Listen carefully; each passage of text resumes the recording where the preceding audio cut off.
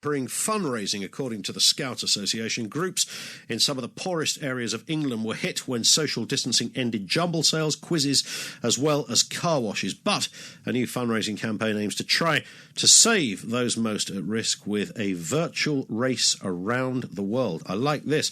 To tell us more, Matt Hyde is the CEO of the Scout Association. How are you doing, Matt?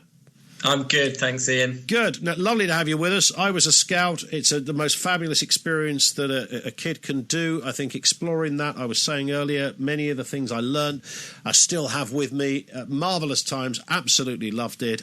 But now, like so many associations and groups, Matt, there's difficulties out there, and fundraising being central to that. Yeah, well, as you say, scouting's no different from so many organisations across the country. We are facing our own financial challenges, but we're particularly concerned about 500 scout groups who are telling us they're running out of money very soon, and many of those are in areas of deprivation. So, as you say, we are now launching a fundraising appeal called Race Around the World, where you can fundraise to support those 500 groups that are most at risk. And basically, we're asking scouts, although anyone can get involved, to travel a mile. You can hike a mile or more.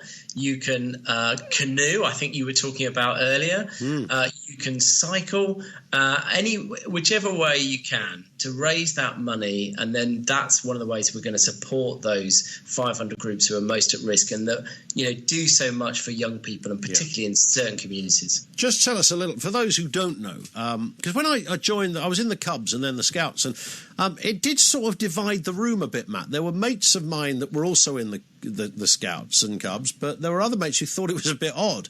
They thought it was a kind of strange thing to do. Why is that? Why do you think? I had a mate who went to the Army Cadets. He thought he was the real deal because he was in the Army Cadets, and there's me with my beret on, not quite looking as cool, perhaps. How would you sell the Scouts for those who don't know about it?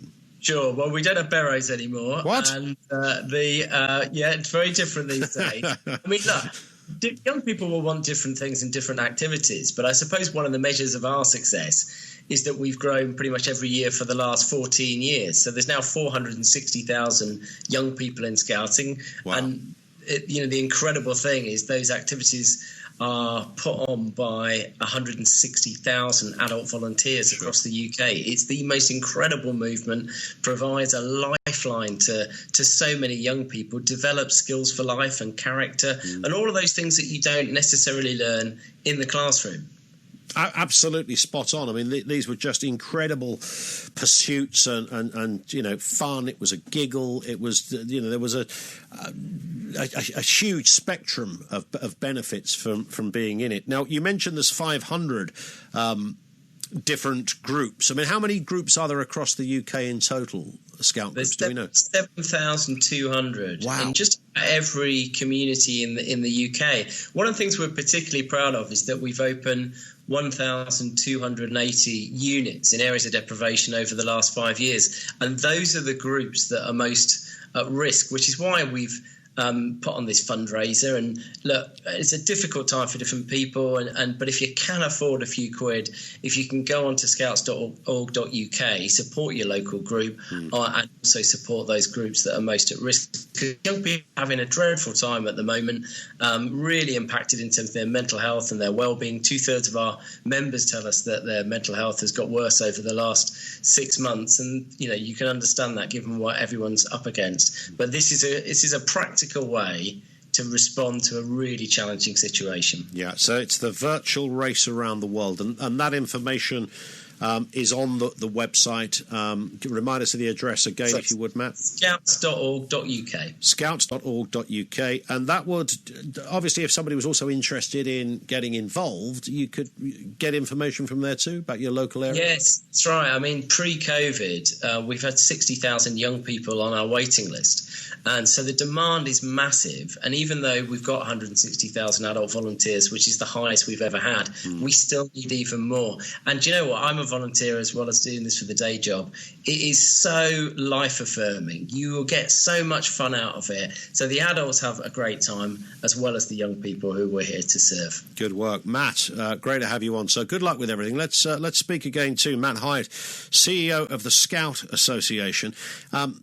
And they are trying to raise money. And he said of those 7,000 groups out there, 500 of them are struggling, and some of them are in the most deprived areas. And it's only stuff like that. And I feel really strongly about the kind of voluntary sector of things, because the welfare system, or the government system, I should say, doesn't just start and stop at Westminster. It's beyond that. It's about volunteers. It's about benevolence. It's about individuals, groups, organisations. And the Scouts are absolutely right up there. In some areas, there's a waiting list as long as you like to try and get into these things. In other areas, they're desperate for the adults to get involved, to volunteer their time. Because that's tricky, isn't it? Everyone's life is really, really busy. So to get people that can be assisting in running those things becomes tricky for them as well. But it's a fabulous organisation.